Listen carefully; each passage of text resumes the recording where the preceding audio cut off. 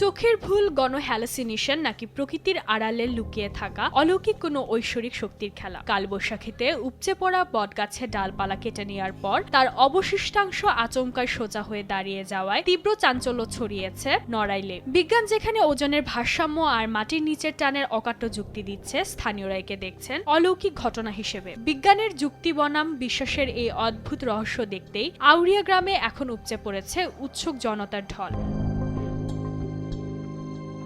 চাঞ্চল্যকর এই ঘটনাটি ঘটেছে নড়াইল সদর উপজেলার আউরিয়া ইউনিয়নের দক্ষিণ পাড়া গ্রামে। স্থানীয়রা জানান, গত 18 মে কালবৈশাখী ঝড়ে প্রদীপ কুমার দাসের বাড়ির আউরিয়া নীলকঠি মন্দিরের পাশে একটি প্রাচীন বটগাছ উপড়ে পড়ে। এতে ক্ষতিগ্রস্ত হয় রেবারানী দাস নামের এক প্রতিবেশীর বসতবাড়ি।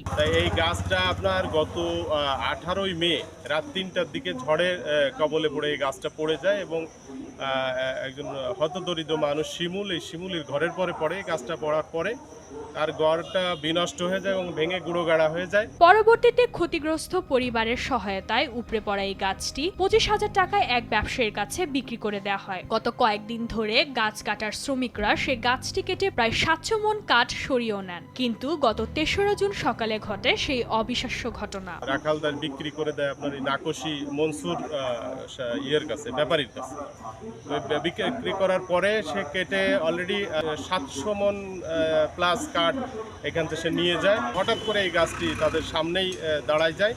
তারা মানে হতচকিত হয়ে একটা ভয়ভীতির মতো পরিবেশ সৃষ্টি হয়, তারা সরে যায়। প্রত্যক্ষদর্শী শ্রমিকরা জানান, প্রতিদিনের মতো কাঠ কাটার কাজের পর বিশ্রাম নিচ্ছিলেন তারা। ঠিক তখনই কোনো প্রকার বাহ্যিক শক্তি ছাড়াই গাছের ভারী গোড়ার অংশটি আচমকায় আগের অবস্থানে সোজা হয়ে দাঁড়িয়ে যায়। এই দৃশ্য দেখে ভয়ে গাছ কাটার কাজ বন্ধ করে দেন শ্রমিকরা। মুহূর্তেই এই খবর ছড়িয়ে পড়লে পুরো জেলায় শুরু হয় তোলপাড়। অনেকেই এটিকে অলৌকিক ও ঐশ্বরিক ঘটনা বলে দাবি করছেন।